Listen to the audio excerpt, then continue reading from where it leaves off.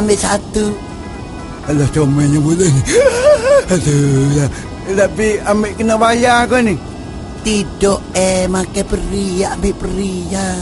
Kalau gitu kita nak gila kata, lepas tu beledah, mi goreng. Soal kita nak, kita tak boleh tak ada begitu. Serius piyok.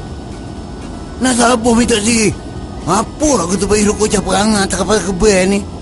Tapi kebel minta baik. Alah, malunya korang. Encik, ambil lah minuman ni. Kita kan kalau boleh tak usir lah macam minuman ni.